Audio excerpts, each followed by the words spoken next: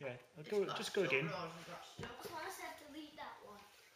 My niece and nephew, Laura and Ben, visited me in Edinburgh in Scotland, and so I filmed them. One shot, 12 minutes, no camera moves.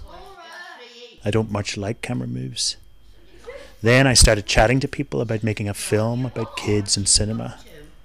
I've been interested in kids for a while. The first thing I ever directed for TV in 1989 was about a kids' festival in Glasgow. My first film for the big screen, the first movie, was about kids in cinema. I co-set up a charity, Scottish Kids Are Making Movies, in the mid-90s. My work with Tilda Swinton, especially the 8.5 Foundation, has often been for kids. So I wrote an idea for a film about kids in movies. Here I was writing a sequence in the film about the great Japanese director Koreeda.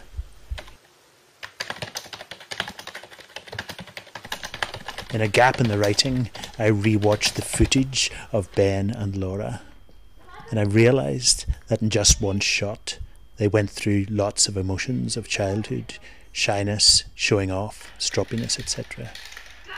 This could be a way of structuring my film, I thought. I didn't want to make a straight history of kids in cinema. Using the shot, I could look at their behaviour in the movies instead.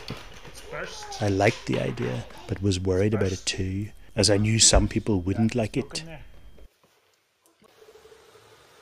So I wrote down the various themes of childhood that I wanted to look at in boxes on this big sheet of paper. Here I'm writing the various things that Laura and Ben did. Then, with a red pen, I numbered what they did in the order in which they did them. Then added those numbers to the various behaviours on the sheet of paper. The sequence would give the film its structure. Then producers Adam Daughtry and Mary Bell came on board, and I wrote the script. I chose to look at films from around the world. Film advisor Neil McGlone sent me some great films I hadn't seen. The editor, who has cut all my feature-length films, Timo Langer, started cutting the movie. Usually, Timo and I have a big timeline pinned on the wall of the edit suite here. But this time we only had this, a wee painting by Paul Cézanne.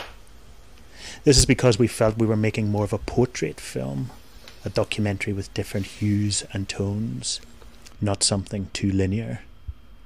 This was an unusual move, I think, but we wanted to challenge ourselves to make a slightly different kind of film. I had written an opening of the film to be shot in Saint-Rémy in France, where in 1889 the painter Vincent van Gogh was in hospital and convalesced. So producers Adam and Mary set up a half-day shoot there. The countryside around the hospital looks already painted. Mark, our Steadicam DOP, arrived and, together with focus puller Timothy, set up the equipment. We filmed in the room where Van Gogh slept. I wanted the window open so the curtains would blow. It was so windy outside that the pictures in the room nearly blew off the walls. I wanted to be able to see the landscape from well inside the building.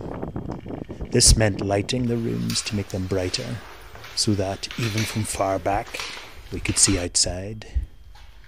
This is the electrician Wilhelm setting up the second light. Usually the outside world would look white and we would have had to change the exposure as we got close to it. Lighting the inside meant everything could be the same exposure. The Steadicam shot recurs at the end of our film. I wanted it to look slightly different the second time, so asked Mark to use a 50mm lens for the second shot compared to a 35mm lens for the first. Compare them and you notice that the 35mm gives a bit more sense of depth.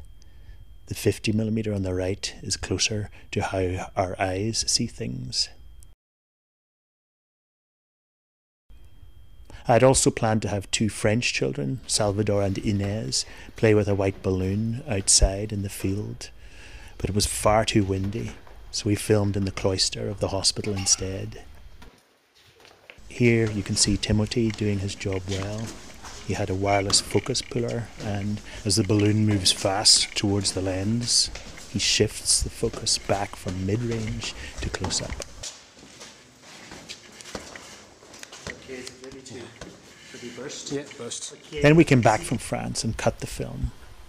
I recorded the voiceover in the offbeat sound studio on Edinburgh's Royal Mile. I like it quite dark when I'm recording. Plonk it in front of them and film this. I don't move the camera, so sometimes Laura... Ali Marie did the sound mix, and then Timo had to tackle a big sound problem because different software programs interpreted the footage in different ways, so all the sound and picture went out of sync.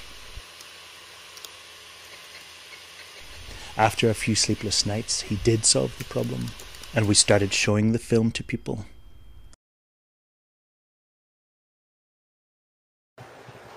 A Story of Children and Film was finished, but hopefully only just starting.